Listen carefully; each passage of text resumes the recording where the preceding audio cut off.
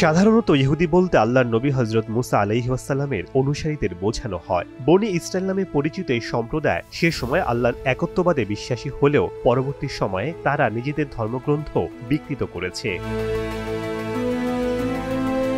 মহান আল্লাহ ইহুদি জাতিকে তাদের সময়ে শ্রেষ্ঠ জাতির মর্যাদা দিয়েছিলেন, কিন্তু তাদের অপরাধ প্রবণতা, উদ্ধত্ত আচরণ ও অহমিকার কারণে তারা বিরাগভাজন হয় এবং পৃথিবীর সবচেয়ে নিপীড়িত জাতিতে পরিণত হয়। পবিত্র কোরআনে আল্লাহ বলেছেন, হে বনী ইসরাইল, আমার অনুগ্রহগুলো স্মরণ করো যা আমি তোমাদেরকে দিয়েছিলাম এবং তোমাদের সারা বিশ্বে শ্রেষ্ঠত্ব দিয়েছিলাম।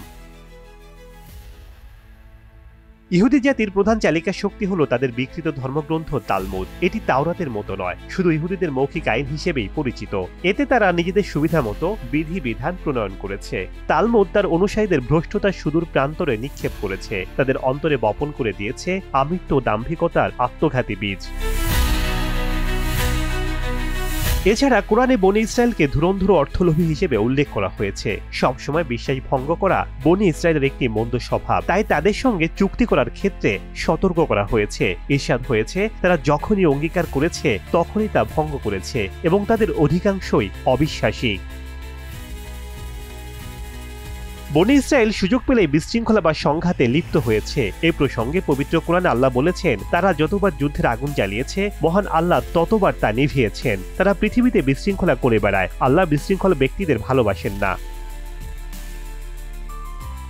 অভিশপ্ত বনী ইসরায়েলের লোকেরা যুগে যুগে আল্লাহর শাস্তির মুখোমুখি হয়েছে। তারা জালিম শাসকের নিয়ন্ত্রণে থেকে লাঞ্ছনাকর জীবনযাপন করেছে। তারা আল্লাহর পক্ষ থেকে গজবপ্রাপ্ত জাতি। পবিত্র কোরআনে আল্লাহর ঘোষণা অনুযায়ী তাদের ধ্বংস অনিবার্য।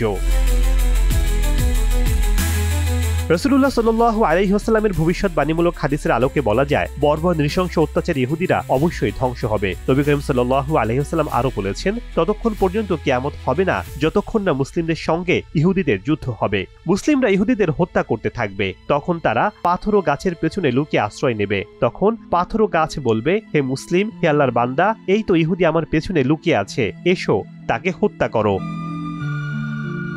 শেখ সাদি মারজান, দীপ্ত সংবাদ।